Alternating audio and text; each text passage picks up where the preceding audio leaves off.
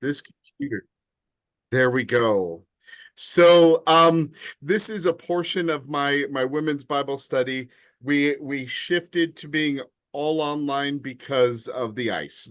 So um Says and leave.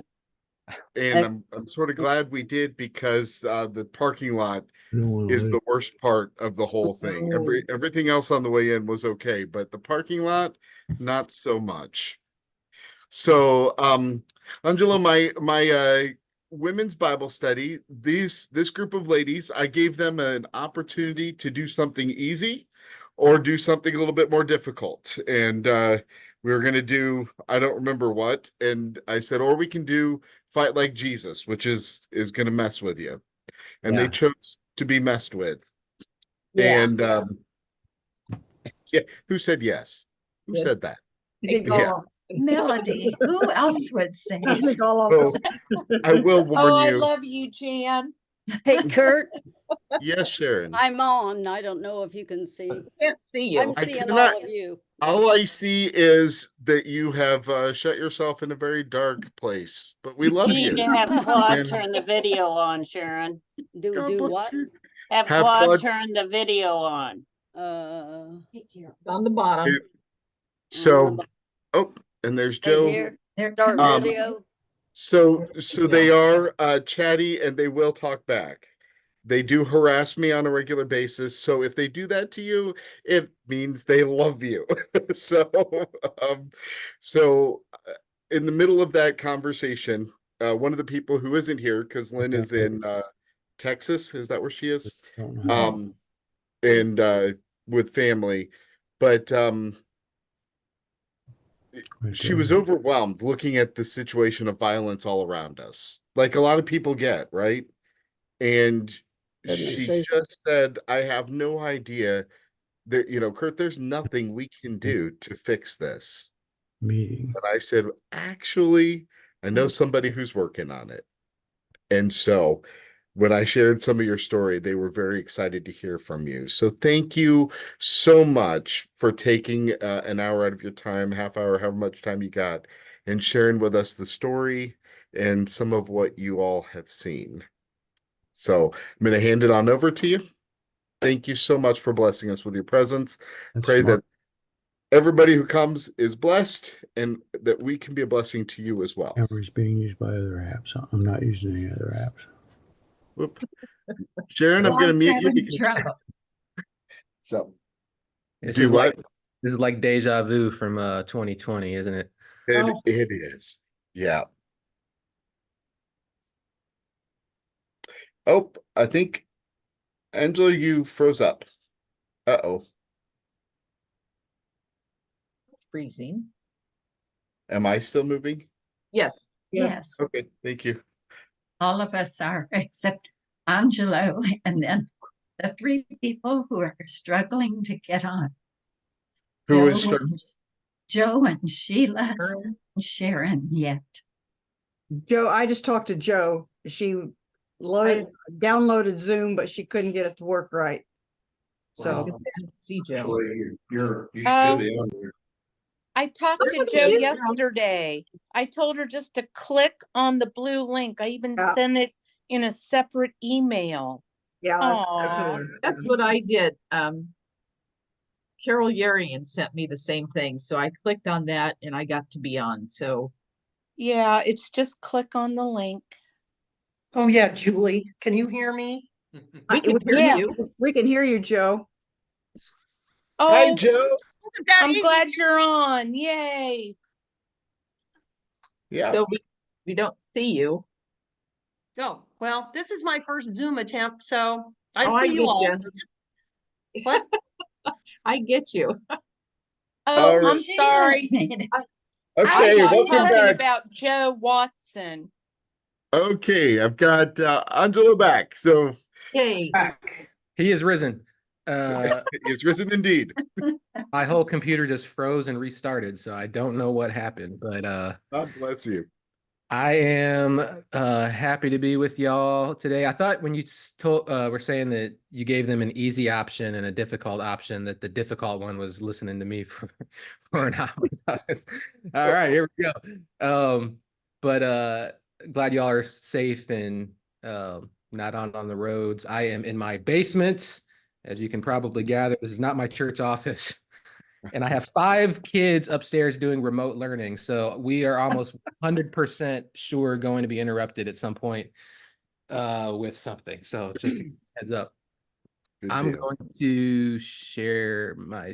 Oh, can you Oh, give me the Yep, ability to share? I'll give you permissions. Come on.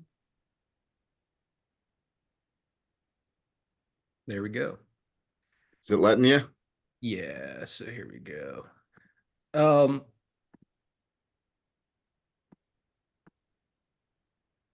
Whoops. I lost everybody. Let's see here. Oops. Oops. Can you see now? We're doing it. A live Lost. TV outreach. There she. You're back. We've lost everybody I except have No, Kurt, Melody, and I. and Angelo. go. Ooh. I've lost Angelo too. Yeah, you should have the live community outreach. I have that. I do That's what too. you should have. That's what you I should do have. too. Yep. So, and there should be an option to see a little window of me and everybody else too, but I don't know that we'll figure that out. So yeah, I totally get that sentiment and appreciate that feeling of helplessness when it comes to the issue of violence in our community, whether we're talking about community violence, the whole gun violence crisis that we're experiencing, not just in the cities, by the way, because I think often when the whole topic of gun violence is discussed, we think about homicide, but 2/3 of gun-related deaths are suicides, which is more concentrated in urban and rural or suburban and rural areas. So, but it's a huge, massive problem, and we're focusing a lot on that. But there are all kinds of other forms of violence, domestic violence. Of course, what we're seeing in overseas right now, in particular, with Israel and Palestine, and it's just all around us, and especially now with media, with 24-hour access to all of the terrible things that are happening in the world. It can seem we could feel completely helpless, and it could be debilitating because we can't do. There is a grain of truth in that. Like, there's nothing that we can do. Well, we can't do something about everything. So I do believe that, because there's so much violence in the world. We can't do something about everything, but we can definitely do something in a focused way, in a targeted way, whatever it is that we feel called as individuals or as a church community to tackle. And so my story, so I want to give you a sense of just who I am and how we got started with the work that we're doing, and talk a little bit about Fort Wayne and our work in schools and all of that. But I would want to definitely give space for this conversation to go in different directions too, depending on what you're interested in and what questions that you have. So back in 2016, this photo, by the way, is me on the right, back when I had hair. Imagine that. And my little cousin Nick Powers. This has to be circa 1986 or so. maybe 88, 87, somewhere in there. But this is me, my cousin Nick. He and I were like little brothers. I didn't have a little brother growing up. I had some older siblings, but I was the baby by far. Both my parents were married before and um, got together a little later in life, had me. And so I was the youngest, but Nick was like a little brother to me growing up. Spent a lot of time over his house and vice versa. And we sort of grew apart and when I became a teenager and got more friends and started going down a pretty dark path myself, getting involved with a lot of kids that were up to no good and getting in trouble. And as I got older, we're getting in more serious trouble, but I somehow evaded getting into any kind of serious trouble myself. But then I had this whole sort of road to Damascus experience, this come to Jesus experience. And I started going on just a completely different path of feeling called to ministry and all of that. And Nick, he was 4 years younger than me. He was coming up and he started to get in trouble just like I did, but he really got caught up more and got involved in the criminal justice system. And it was just once he got wrapped up in that, it was like this black hole that he never was able to quite escape from. And so he ended up doing some prison time when I was just starting out my bachelor's program in ministry. And he was doing that, and I was doing ministry. And I only saw him over the span of 10 years like a couple of times, and that was when he was out. And he was into some gang activity, and he had been shot before, and had survived that. So my journey took me down to ultimately to Atlanta, Georgia, back in 2009 to attend seminary. I had finished my bachelor's program, felt that seminary was the next step, and so I went to Atlanta. And during that time I lived in Atlanta, I did see Nick a couple of times when we traveled back to Fort Wayne, but knew that he was still not really on the best path. Well, so our family, we went down to Atlanta with the intention of staying, or with the intention of uh, maybe staying down there or maybe coming back home, or we were just open to wherever God would lead us. But once we got down there and I graduated seminary, opportunities became available for ministry. We started planting roots.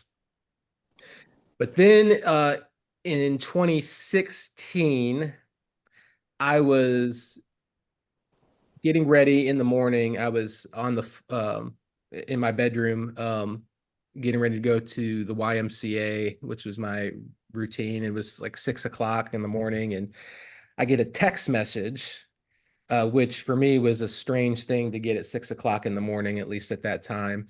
And through this text message and this series of messages, I found out that Nick, this was a more recent picture of him. He was shot and killed here in Fort Wayne.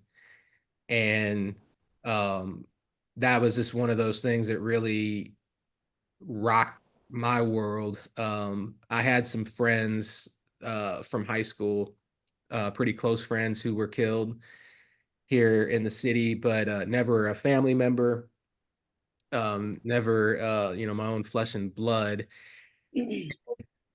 And so I ended up coming back to Fort Wayne to attend the funeral. It was some weird last minute circumstances led to me officiating the funeral. And so I remembered looking out, and even in this funeral home, as I was doing my cousin's eulogy, seeing his children. He had three children, and there were other children that were there. as well. And I knew that because my cousin had a couple of friends, his friends, who were killed that same year. And so I knew that these kids, all these kids know each other, and all these people know each other. And you had kids that were 4 or 5 years old who had been to 3, 4, 5 homicide funerals already in their lives. And so like, what does that do? Like, I don't know what y'all were doing at 4 or 5 years old, but I wasn't going to homicide funerals, you know, and being exposed to that at that age. But that's the situation. And so even there at the funeral, I knew I just felt this sense of this really strong sense of call. Like we have to come back to Fort Wayne. I don't know what that means, what that looks like, but it's time. You know, so I went back to Georgia. My wife and I, we had 4 children at the time. And we have five now. We had one more since we moved back to Fort Wayne, but that was September 2016 and 2017. Like in January, February, we were making concrete moves to come back home to Fort Wayne, and we didn't have a plan, a definitive plan. Yeah, I'm a United Methodist clergy person, and um, I was the minister of religious life at the United Methodist Children's Home in Georgia, and I had to let them know what I was doing before I had anything lined up here, an appointment lined up here in Indiana. And so it was really a step of faith for us because we didn't have anything lined up, but we just knew that it was time to come back home. And so we came back, and I was appointed my first year at a Hispanic congregation here in Fort Wayne, and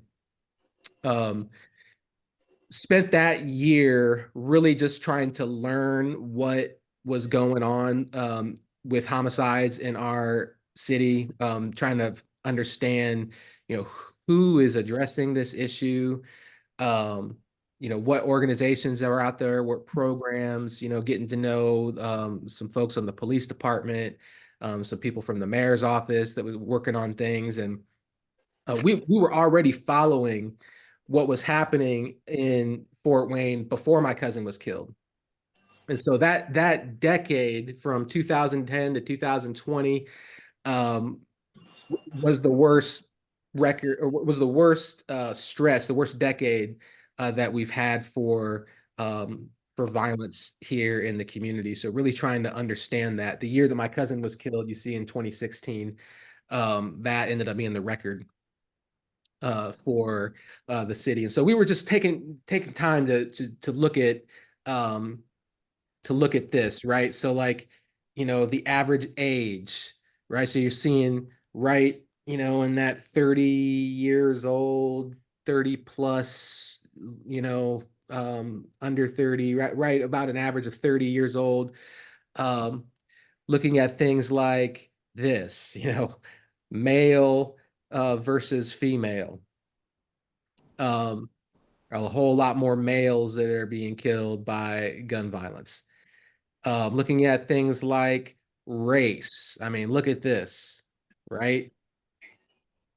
I mean, way more Black men, young men than any other race of people that are being killed. Looking at geographical data. So it doesn't take somebody with a sociology degree and look at this and say, okay, I've never been to Fort Wayne, but it looks like the southeast quadrant of the city might have a problem, right? And we have data that goes even further back than 2010. Zip code, you know, breaking it down by that, 46806. As you can see, and as we get to the middle of this, that's like the center of the city, and then you go out from there. So you can start to kind of build this kind of average profile of a victim in our community, Um, it, around 30-year-old, black male from the central part of the city, 06, 05, 07, 08, 03. And then you start to unpack that a little more and find that, well, these also happen, it also happens to be the parts of the city that has the highest concentration of poverty. And then you unpack that even more. In fact, 03, 46803, which 46803 and 46806 are right next to each other. So it's basically the same neighborhood. But 03 is the poorest zip in the state of Indiana, per capita. But then you start to get into things like redlining, and I don't know if you're familiar with those types of things, but start to ask questions. Why is there a black side of town, a poor side of town, all of that, and you go back and find all kinds of things that need to be unpacked as far as why things are as they are. And so we spent that first year, really the first couple years, just learning and trying to figure out where the gaps were. I But have a question. I was just going to ask if anybody had a question at this point, because I can just keep going. How What did you find the statistics? How did you find all these statistics as to zip codes and ethnic things, all that you just said?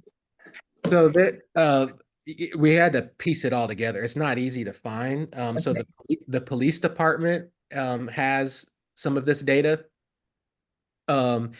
And we are also, there's a guy in our community that I still have not met, but he started this several years back. Where he's done a lot of the heavy lifting on all of this, where he has a whole website.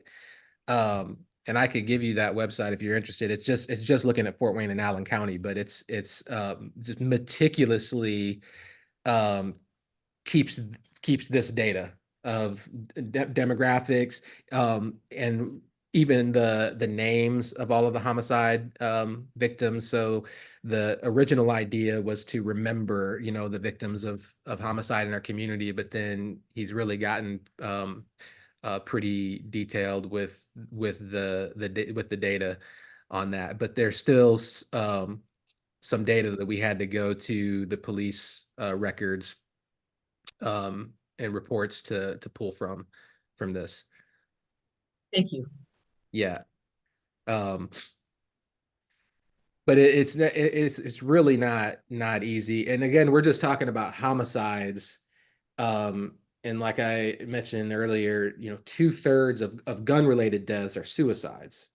And that's almost impossible to find. Because that's not news. That's a lot more private than homicides. With homicides, that the information is out there. You just got to piece it together. Somebody have something else? So this right here is where we started. So this is our first support group, because we found that one of the gaps was that there wasn't any kind of group that was focused on this particular population that offered grief support. There was there was this advocacy group, and that was fighting for justice. Their focus is on trying to get convictions, and it's more the justice side of things, because there's a lot of murderers, especially up to a couple years ago, that were walking the streets. They've really gotten there's a new person that is over the homicide unit, and they have a really high clearance rate right now. But up to a few years ago, that wasn't the case. And so that's advocacy group was focused on that, but there was just a lot of anger, a lot of, it wasn't, you go to their meetings and it really wasn't like a healing space. And so we said, okay, we need to start a support group. And there are grief support groups that are out there, but the dynamics with this type of loss are so unique. They're so different. All of us experience grief. We all have lost or will lose somebody that we love. But losing somebody like this is just, like one of the mothers here over on the right-hand side, standing up wearing the glasses, she lost her son. He was 16 years old, and have it being a mother and your son walking out the door and you fully expecting to see him later that night, and then you get a call that he was murdered. And then there are cases where, there's one case where there was a young person, a teenager that was killed, and his killers was a group of teenagers that everybody knows who did it, but there's just not enough witnesses or evidence to do anything about it. They were doing things to antagonize the family and still are antagonizing the family. And this happened 5 years ago. So just recently, the kid's headstone at the cemetery was vandalized. They've posted videos of urinating on his headstone and posted it on social media. And I mean, just stuff that's like, this is the kind of stuff that families are dealing with, and they feel so helpless. And you can understand why some people feel are so enraged and feel so helpless with the criminal justice process that they take situations into their own hands. And so that's part of the cycle. So we created this group, this space, which was a really, really healing space. And we said, okay, this is going to be part, whatever we do from here, this is always going to be a part, an important part of what we do. And so out of that, so we started that back in 2018. And then in 2019, we went on a journey of saying, okay, this is kind of our core. But we wanted to build out a fuller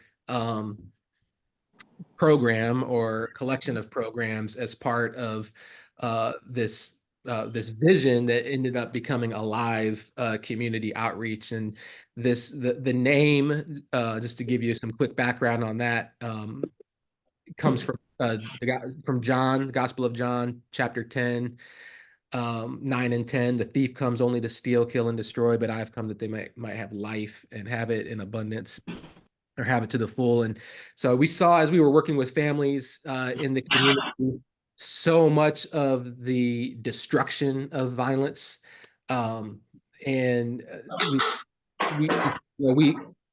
going to uphold this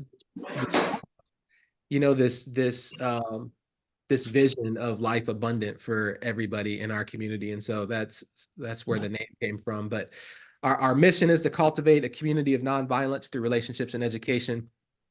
And so I'll say more about these other pieces because basically up to this point I've talked about co-victim care, but these are the three areas of what we do. So co-victim care, which is supporting families who've been affected by homicide; community education, which is nonviolence training focused on youth. We have some pretty cool peacemaking initiatives happening right now. And then the violence intervention piece is really targeting kids who are acting out violently. And so that work is happening in the schools too.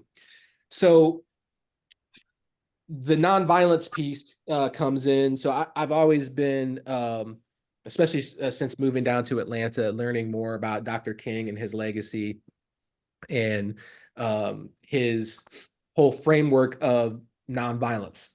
So I've always been interested in that. Nonviolence, not just as a word to mean the absence of violence, right? Like, we don't just want to stop violence. We don't just want to stop fights and stop shootings and that, but proactively do something, right? And the result of that is reduction in fights, a reduction in shootings and all of that. And so the framework that Dr. King used of nonviolence was the engine that got all sorts of things done throughout his work with the civil rights movement. And so, I started looking into nonviolence programs across the country and trying to figure out, okay, how is what's out there that's being done where nonviolence is being utilized to address issues of violence and injustice in the community, and especially focused on youth. And so that took me down to Selma, Alabama. Edmund Pettus Bridge. Most of y'all probably remember Bloody Sunday in Selma. And where they were marching from Selma to Montgomery, and that infamous day. But there in Selma, there's this place called the Selma Center for Nonviolence, and this gentleman here is the founder. So, anybody know who this man is?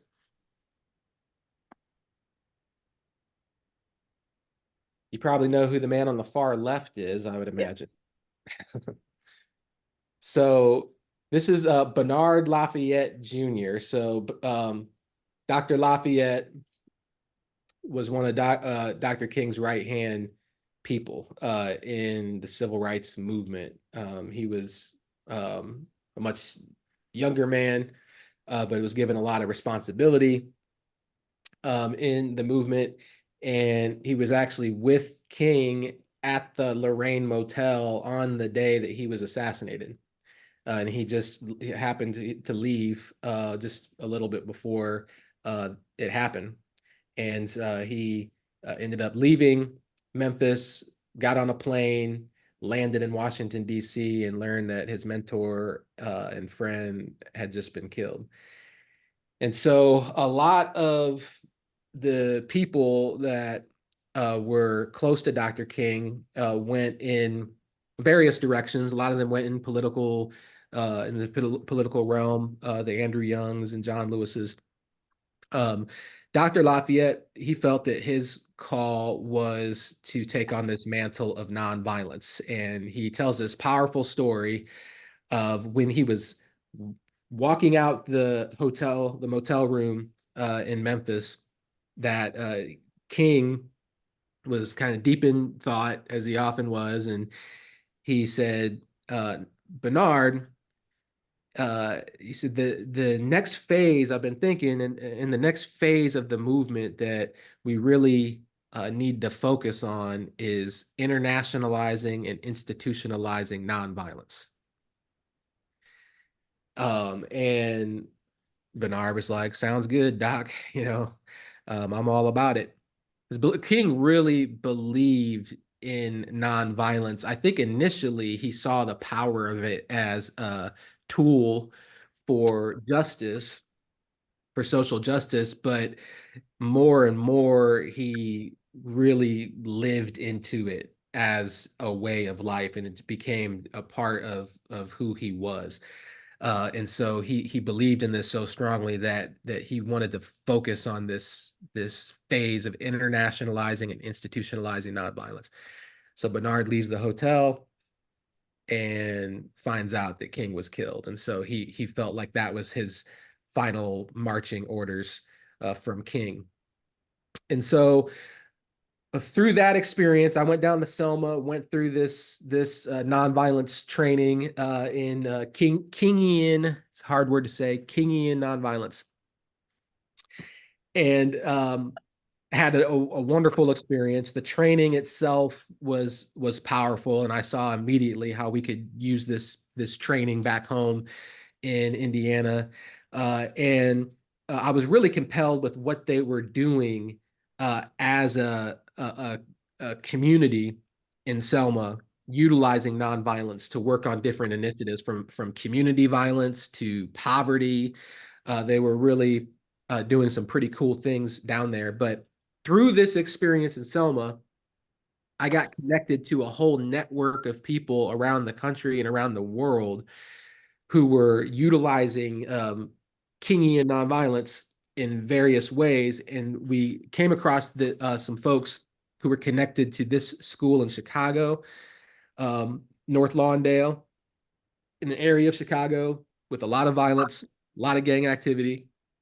And there was a teacher there who had this after school club. She had been trained in Kingian nonviolence somewhere along the way and really believed in it, started this after school club with some kids, and it was really taken off. And the principal noticed some really cool things that were happening out of this club. And he said, well, how can we do this school wide? And so they went on this journey of exploring that and made some pretty radical decisions. They had several police officers in the school, and these were not school resource officers. These were officers who were there to police the kids because it was that bad. They ended up getting rid of all of their police officers, getting rid of all of their metal detectors and all of that, which they had in the school, and they reinvested that money in peace initiatives. And they hired a full-time person to head that work in the school, and really focused on this idea of institutionalizing nonviolence at the school. In the first year, they reduced fights by 70%. And they've been able to maintain that over a decade, or more than a decade.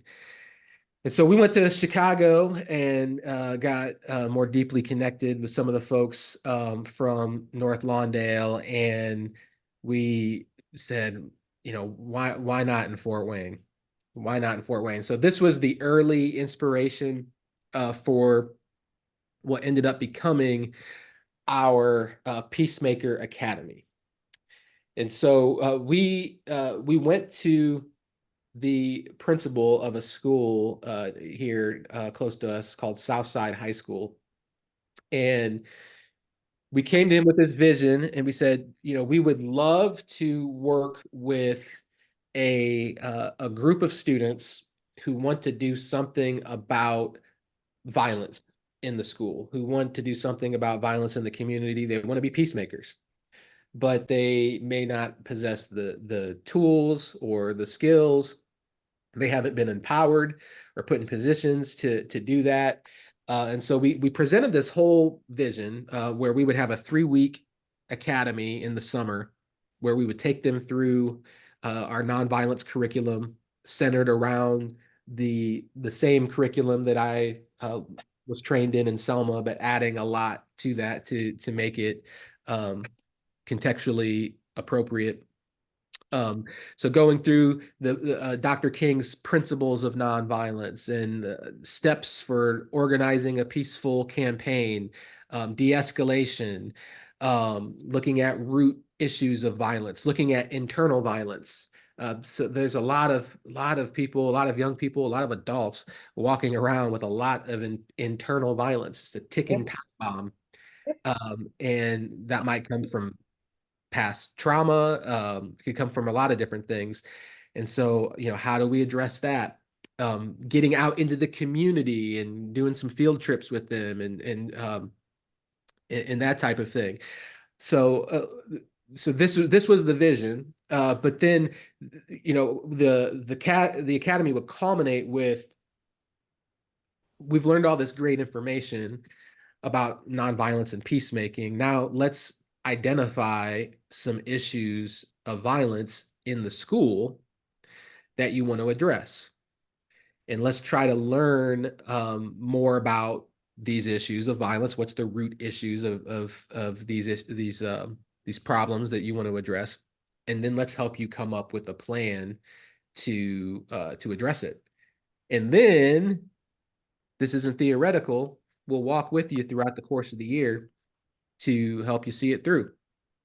And so we did that in 2021 for the first year. We started with a cohort of 12 students.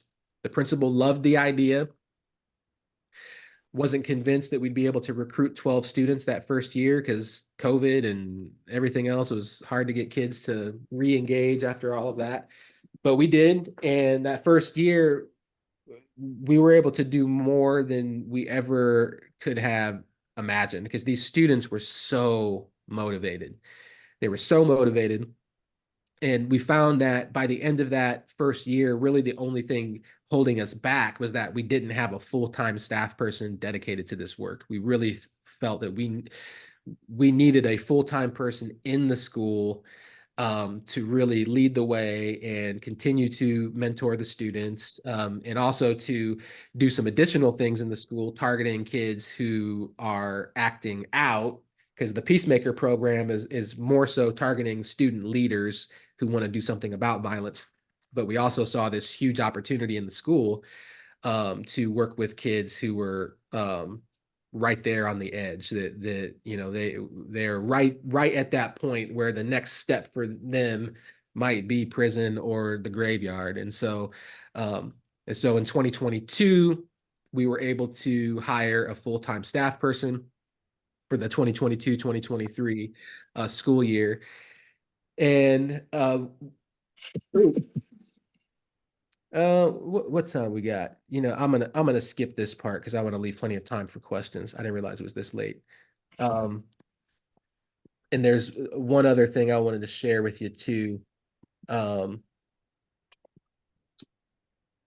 Angelo, we're used to Kurt going way over, so we don't, really care. Oh, okay. So the let's see.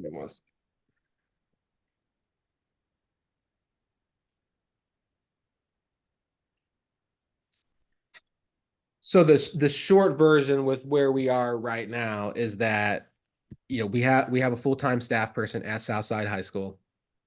The 2022-2023 year was the first year that he was there, and things took off even more. So we've had school-wide peace initiatives. We keep track of the days of peace, the cumulative days and the consecutive days of peace. It's part of every day's announcements in the school. So, you know, every morning, our peacemakers lead the morning announcements. Southside's a school of about 1,500, by the way. We have a whole week dedicated to raising awareness about different types of violence, and have different organizations coming in, and also Dr. King, one of the ideas that he championed was this idea of beloved community. And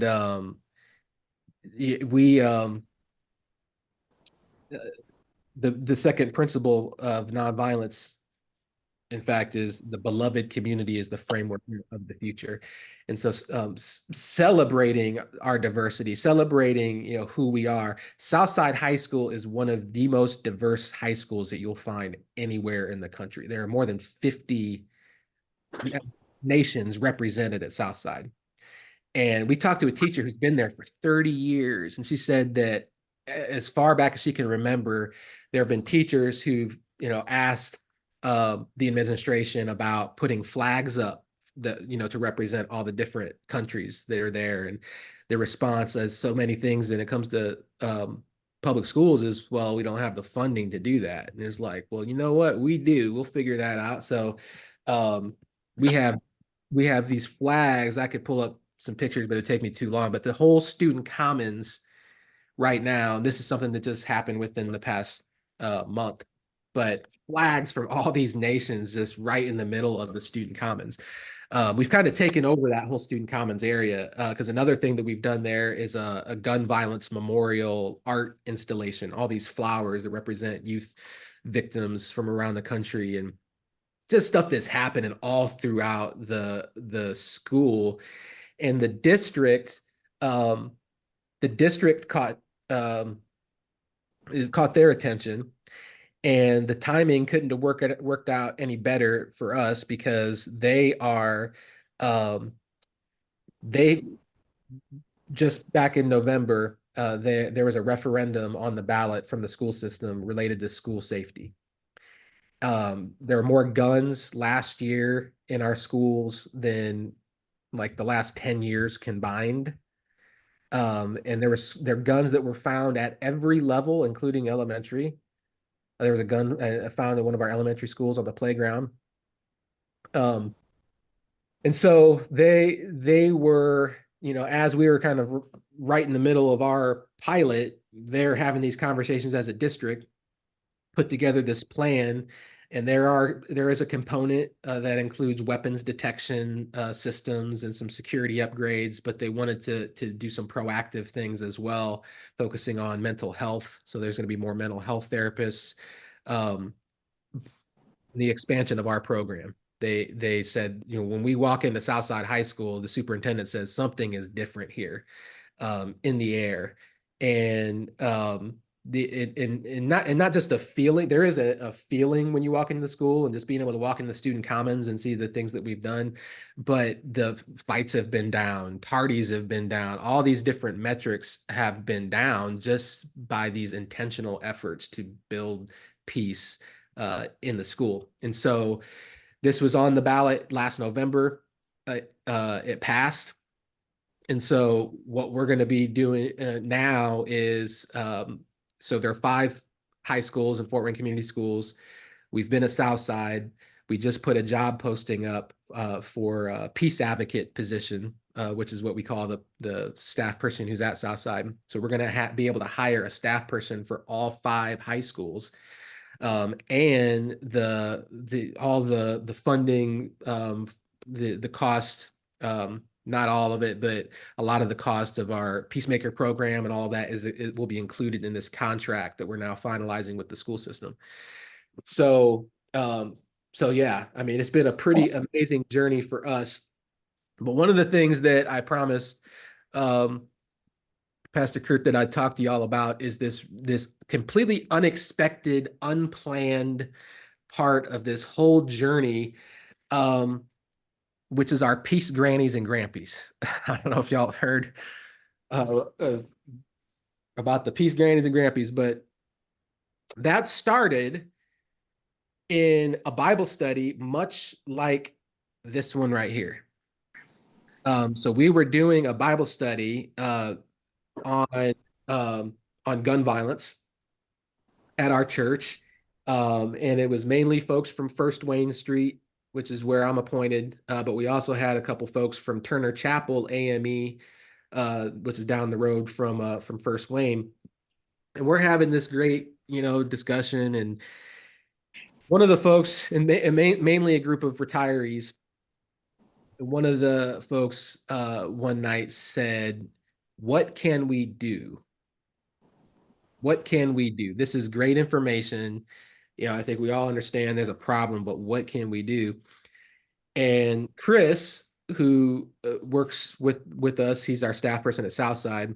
He wanted to give them something immediately, that an immediate response. And so there was this kid that he had just gotten to know, because we were just at this time starting to look to do more intervention work with kids who were really causing problems. And the principal told us, "Well, I got just the kid for you to start with, because he's on the verge of being out of here." And so he getting in lots of fights, just lots of issues with this kid. And so Chris had asked this group of people that we were doing the Bible study with if they would pray for this young man for that week. He said, "Right, every time you pray for this kid." And so that week there was this breakthrough with him. Chris really hadn't been able to connect with him at a deep level, but they were able to have a conversation and really go deep. Found out that this kid's mother had OD'd right in front of him. his brother had been killed right in front of him. His best friend was killed. And so there's all this trauma. And so often, just like with most violence, there's something underneath that, right? And trying to get to why is he acting out? And so he was able to do that. And this kid, told Chris in the course of this conversation that he knew that he was going down a bad path and that he didn't want to go down that path and that he wanted to be a peacemaker. He said, what will it take for me to be a peacemaker? And Chris, being Chris, he didn't waste any time. He said, well, aren't you supposed to fight such and such? I forget what the kid's name was, Eric or something. And he said, yeah. He's like, all right, well, let's call Eric down to the office right now and you could be a peacemaker. And so they did that and called this kid, got him out of class, brought him down to the office, and they talked. And both of these, it just took him being the bigger guy and saying, hey, I'm sorry, and I'm ready to squash this. And then they both had ankle monitors, for being on house arrest. So they started then just sharing stories of being on probation and, all that house arrest. And but they put that behind them. So the principal was like, what got into this kid? What did you do to him? And Chris just made an offhand comment. He said, well, I got a bunch of peace grannies and grampies praying for him at the church. And so that just kind of took off. And then we came back and gave him that report. And they're like, all right, well, what else can we do? They're ready to go to work. So we said, well, why don't we take you to lunch with us? And we'll bring a bunch of candy and pass candy out and hang out with kids and talk to them. And so we did that. And so that has turned into this whole thing. And so I'm going to play a video for you. So our local station, Wayne TV, did a story about this. And let's see here. And I'm going to play this for you. And then after that, we can talk. Can you guys see this? Yes. Yes. Festivals to kick off the season is next week. Let's try this. There we go. Can you Jenny Craig is back with you hear free it? nationwide delivery. Can you hear that? Yes. Yes. Sounds coming through? Okay. I knew Jenny Craig was the tool for me to turn my life around. I was so excited to live life again. I've lost 50 pounds. Jenny takes care of me. I've lost 30 pounds. You've got to try the new Jenny. I truly believe in Jenny Craig. It's really changed my life. Lose up to 24 pounds in just 8 weeks. I lost 50 pounds. The new Jenny is the best. Visit jennycraig.com now. Get $40 off every shipment with promo code GIFT. And that was the video, all about Jenny Craig. No. Shipment with promo code GIFT. Well, there is something special going on at Southside High School. Every month, a group of retirees shows up to connect with the younger generation with a powerful message. It's a unique approach to start a conversation about combating violence and cultivating peace. It's why the Peace Grannies and Grampies are positively Fort Wayne.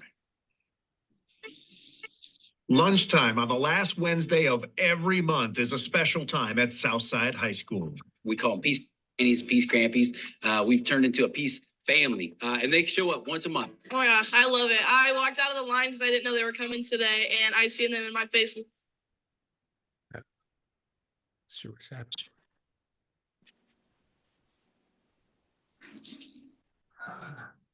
Freezing up on me. Yeah, Angelo, for some reason it's not coming through. Do you want me to try and find it? Hold on, let me see something.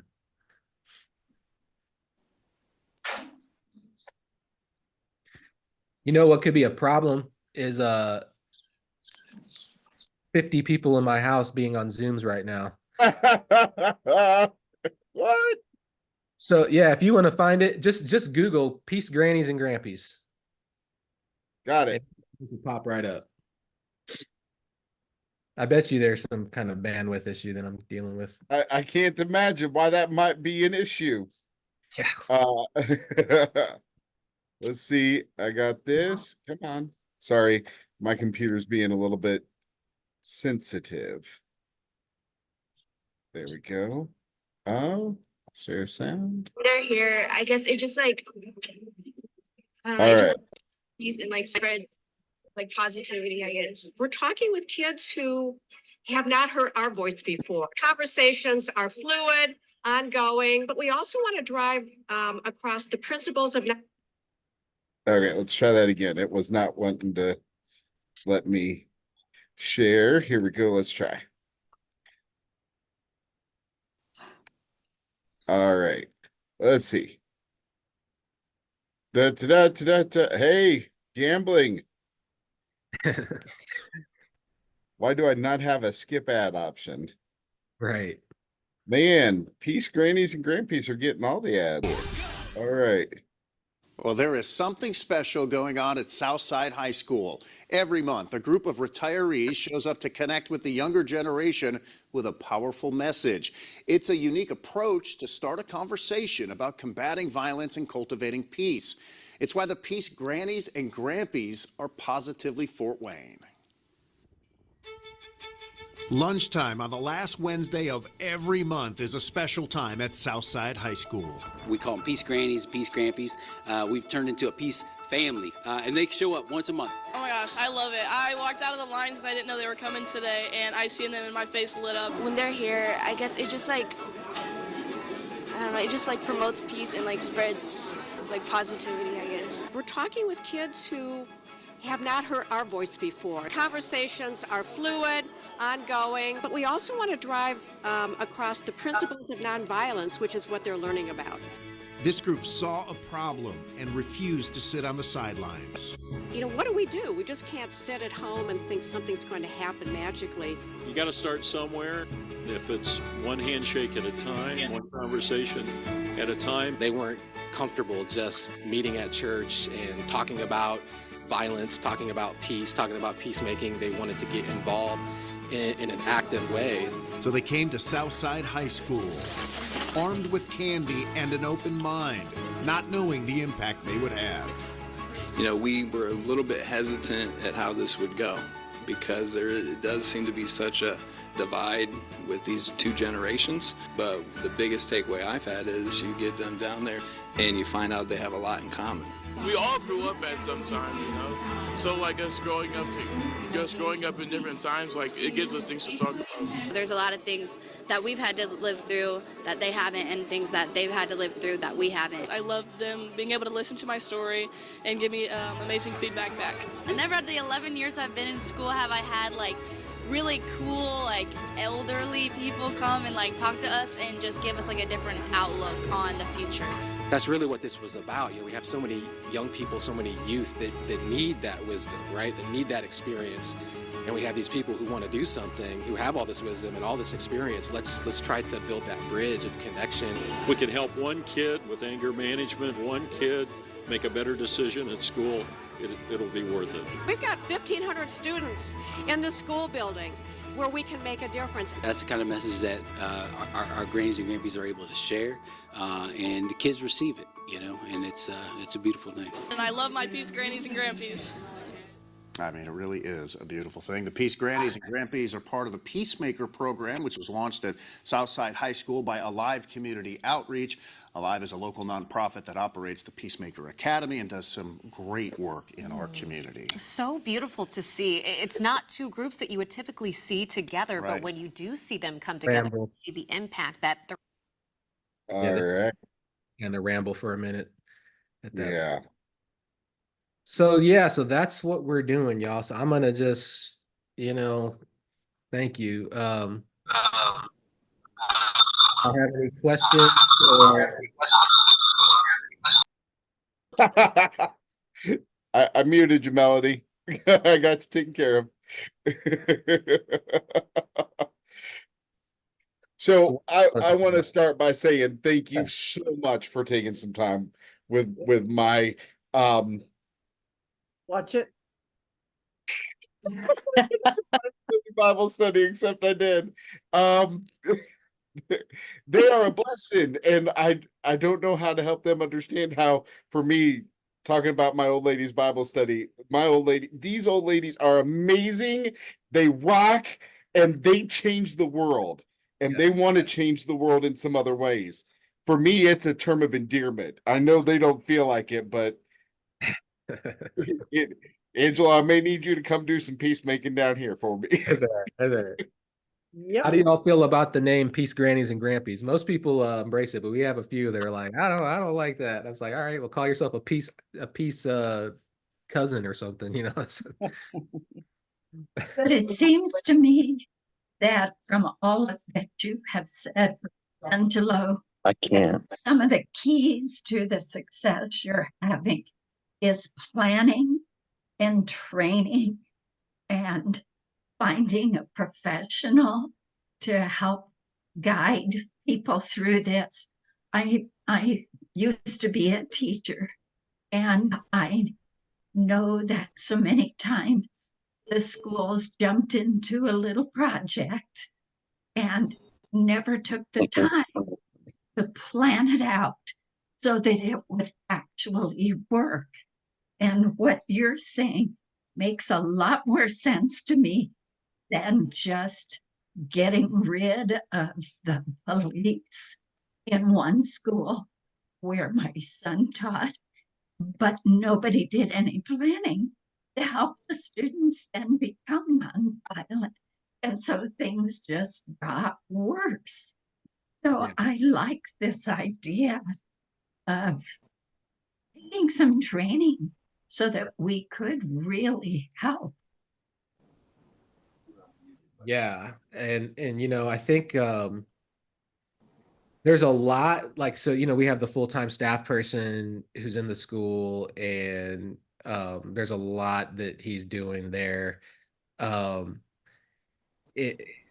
think, you know, that requires the training, and there is a coordination that has to take place with the whole Grannies and Grampies movement. But that is like, I think one of the things that's been like magic about that particular program, the whole Grannies and Grampies thing, which isn't really a program, I don't even know what to call it, it's just kind of a movement, is that like they're not coming in and doing anything like that anybody else couldn't do. Like they're literally like right now that, like, it's just a group of people that's showing up. So like the lunches, like the video that you saw, there's a critical mass of them, first of all, that are committed, and we have some leaders within that group that have stepped up. They just show up. They show up to lunch. They're not doing any of our teachings or trainings or anything like that. They're showing up to lunch, talking with kids, having conversations. They'll show up like first day of the semester just to greet kids as they're walking in. And so I feel like that piece of it has the potential in a lot of communities that wouldn't require a whole lot of professional guidance or oversight. A lot of other things we do does. But another thing that I'll say about that Grannies and Grampies group that I didn't mention was that they did, when we started that whole journey with them of volunteering with us, there still was a desire for them to continue to learn together. So they wanted to learn more about nonviolence. And so we started out by saying, okay, well, let's do Dr. King has six principles of nonviolence. So we said, let's do a 6-week study on the principles of nonviolence. And that 6 weeks turned into like 28 weeks. And then we just kept it going. And so we've like read books together, and but really it's like been this community that's been forming, which I think has been really cool and foundational for the growth of it, because we've had people, the group has just continued to grow, but they're not necessarily taking all that training and the learning that we're doing together and utilizing that in the school. So it's like one of these things that we didn't plan this part of it. We plan meticulously pretty much everything else that we're doing, but this is the one piece that's just evolved organically, and still not entirely sure where it's going, but it's been a cool journey to be a part of. Angelo, Yeah. this is Joe.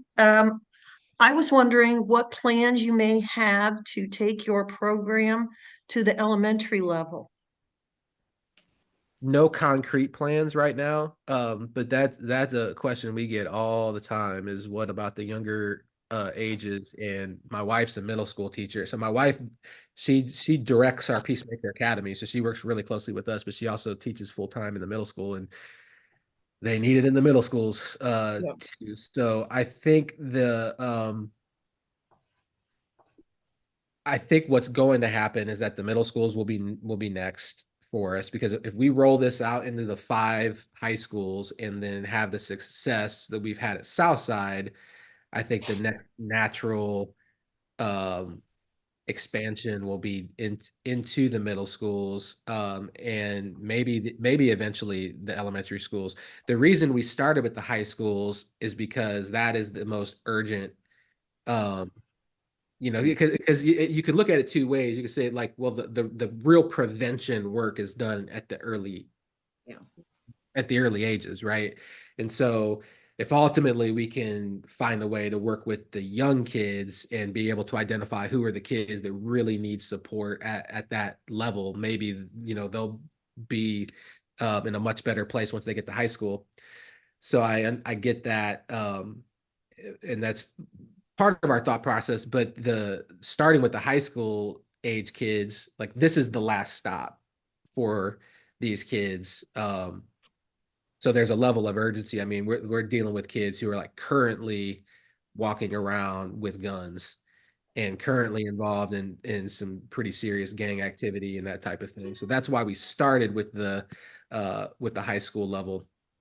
But I do see this expanding down. And whether we go all the way down to elementary, it's hard to say, because this is growing so fast. So like in October, so basically a little over a year ago, I wrote like a 10-year plan to our board of directors that outlined a plan to expand into all 5 high schools over the next 10 years. And then like 10 months later, we were put in a position to do that like within like 12 months or less. So like, but yeah, we're definitely aware of the need at the younger ages. And I would love to, like, starting with the high school, this is another piece of it, is we have all these peacemakers that are learning all this great stuff and are doing all this great work in high school, but how can we utilize the high school students that we're developing as leaders down at the middle school level and maybe at the elementary school level? So, Angelo, I've got 2 questions for you. You're familiar with Brianna's Hope, right? Excuse me? You're familiar with Brianna's Hope? No. Addiction recovery, right? Okay. Was started at one of our United Methodist churches. It's now in 50 or so churches across 8 different states. Okay. Your next 10-year plan that you need to make now, since your 10-year plan is done in one. Yeah. So there was a study done in the 80s by the CDC looking at violence as an epidemic. And they looked and they saw how using community listeners could help decrease violence. It's exactly what you're doing, right? This was done in Chicago in the 80s. What would happen if Alive became a franchise for anti-violence?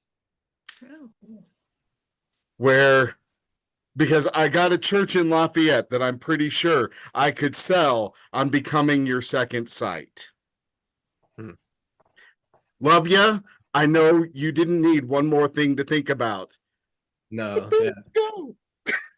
No, I mean, this is a conversation that we're having right now, and like, I have board members that I think their head starts to spin when those conversations come up, but we have to be thinking about that right now, and there's been even conversations with some of the leaders in the conference about this. I think I'm always trying to balance um, the quality of what we're doing right now with the opportunities and potential for growth and expansion, like even with how we're rolling this out. So, um, so we have a contract with Fort Wayne Community Schools that we could, like, the next month, be in all 5 high schools. We could, like, they have the money to, so if we say, okay, we have 5 peace advocates that we want to hire in February, we would be able to invoice them and they would give us the money for that. But we're not doing that. We're starting with adding 2 high schools, and then we'll have, you know, those 3 cohorts of peacemakers this summer, and then hit the ground running with them in the fall. And then around this time next year, February, March, we'll hire 2 more peace advocates, add the 2 other schools. You know, we want to make sure that we're growing at a pace that we can sustain, and where we can maintain the quality and impact of what we're doing. But I definitely think that this is a model that's unique and that is working. We're very much in the early stages. In my mind, I still feel like we're in the pilot, because there's a lot to work out. But yeah, I think that that's where this is going. I'm trying not to get ahead of myself, but I do think that we'll be in another part of the conference, maybe in other states eventually. It's hard to say, but I don't think that this is something that we just that we're doing in Fort Wayne Community Schools and then that's it. It does feel like it's going to move beyond at some point. Yeah. The funding is like the hard, like, so the 10-year vision, the reason that it was 10 years is because of the funding. I mean, this is like, funding is hard to come by for a young nonprofit. So this contract through Fort Wayne Community Schools is going to be worth about $500,000 a year. So like, I don't know, like, maybe y'all can just like go outside and pick $100 bills off a money tree you got growing in the backyard, but I haven't been able to find seeds for that tree yet, you know, and it's hard to come by.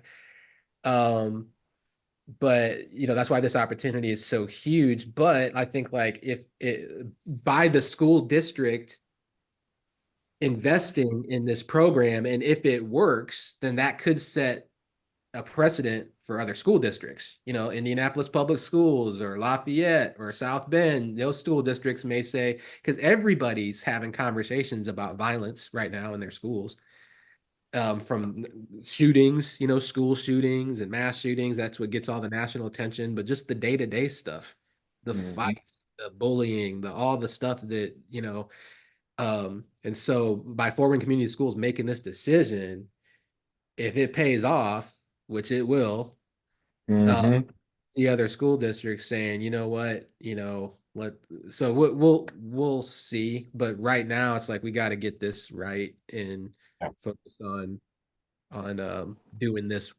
well.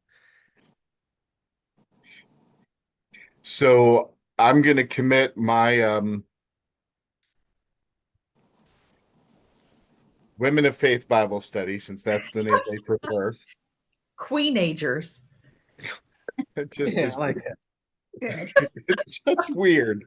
But Melody, I'm going to ask you to bring it to the group that weekly you and your ministry are going to be on our prayer list. Thank you. Thank you.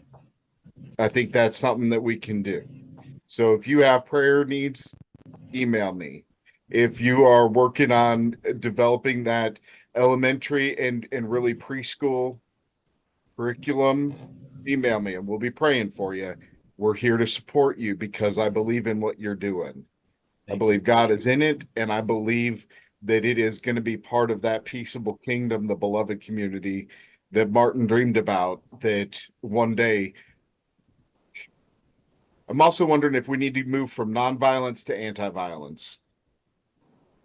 It's anyway, that's a whole nother conversation. So, I would you all please just say thank you to Angelo for his time. I really cannot thank you enough because I feel like my Women of Faith Bible study now feel like there's something that they can do, and they're seeing some places that can be impacted. Well, and just like Chris gave them something to pray for, and we learned the power of the grannies and grannies prayers. The biggest thing right now, I'll tell you, is finding the right people for this peace advocate position. Because we just posted that on Friday, and like so much, my wife and I and some volunteers, we laid the groundwork at Southside High School, but things just went to another level once we got Chris in there and just who he is. Contributed so much to where we're at, and so now we need to find four more people that are the right people. It's a hard job, but a deeply rewarding job where you get to make an impact every day. But yeah, so we need to find those people. So that's the biggest thing that's on my mind, on my heart right now. Yeah. Well, it's on my prayer list. It's on their prayer list. Thank you for your message today. Yes, it is. Thank you, Angelo. Thank you, Angelo. Thanks, y'all. Thanks for having me. Thank you. All right. Well, Angela, I'm going to send you an email with some stuff about Brianna's Hope, Okay. because he went from just little Red Key, Indiana, to again across 6 different states in about 15 years. Right? He's only 15 years old, and or the program's only 15 years old, but it's he took about 5 years to get it going, but then it just started popping up and expanding. So he may have some stuff for you. They would have that at the conference office, but I'll get you that anyway. So Geez, I'm definitely interested in learning from him.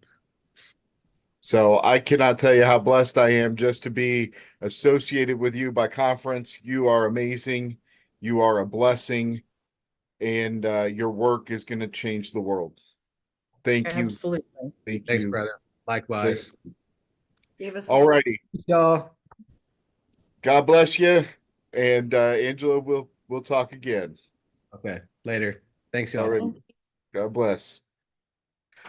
All right. Well, thank you all for joining. I'm gonna end the recording, and then actually I'm gonna keep recording just in case some of you says something I want to blackmail them about. Kurt? Yes, Joe. I knew I could count on you. There's a first one. Of course you can. This is my first Zoom, and so I think, but how do I get to see myself? I have a blank screen of me. I see you all. What are you on? A computer or a laptop? Or a computer or a phone? Laptop. Laptop. Okay. If you activate your mouse over the screen, there should be a toolbar on the bottom. That the furthest left says mute, and then the next one says stop video or start video. Should be a camera. Yeah. Click on that. I see. I don't see you. Oh, now we see. Hi, Joe. So next time we do this, I need somebody to remind me that beforehand we need to do a Zoom tutorial again, because for some people it's I mean I use this a minimum once or twice a month minimum for different things, because we've told the conference, instead of us driving to Indianapolis and wasting half of our day in the car, just do this. Makes sense. So anyway, I'm gonna post this. How do y'all want to organize the prayer for them? And I'd like you to talk about that next week, right? I mean, Okay. that doesn't have to be done today, but if somebody can be in charge of that, especially praying for that peace advocate position, I would love to see that South Side Fort Wayne High School getting a card from this group saying, "Hey, we're praying with your peace Grammys and Grampies for you." Wouldn't that be awesome, right? What else? Joe, thank you for asking about the elementary school, because I was looking going, yeah, Yes. if we could shift that trajectory earlier and earlier, so much the better. Next conversation we need to have is what other churches do we want to share? I recorded this so we can share this, and then eventually I think we take a field trip. Ooh, nice. But what I said about being a second sight for him, I think, as passionate as you all have been about this, I think that needs to be a part of our prayer and part of our looking out 5 years. Because I don't think they're going to be ready for a couple years, but I don't think we're ready, nor will we be ready for a couple years. But having conversations with school administrators and you may know some of those, Joe. Some of y'all have those connections with superintendents and principals and with the sheriff, but who has contacts with Subaru Foundation where we could get the grant money? Who has contacts within Bill Gates Foundation where we can start going after some impressive money to make this happen statewide? Anyway, those are some conversations and prayers we need to have. So I am going to post this not only on the Women of Faith group on Facebook, but it will also be on our, I'll send it to Jake and have him put it on our Connect page and probably on our YouTube page too. Does that sound good? Sounds good. Sounds good. Can I tell you how much of a blessing you all are to have been willing to have this conversation? This is not easy stuff, and you guys are amazing. Amazing, amazing, amazing. And I am thankful to be your pastor in this season, because for making it possible. all I did was send an email and then a follow-up email and then a fourth follow-up. Well, that's Just trying to what needed done. So, all righty. Well, if we have more questions, we can email him. If we have more things, we can do that. But I'm going to go ahead and log out of this. Thank you all. I'm going to stop recording first. Thank you. Thank you. Yes, Thank you.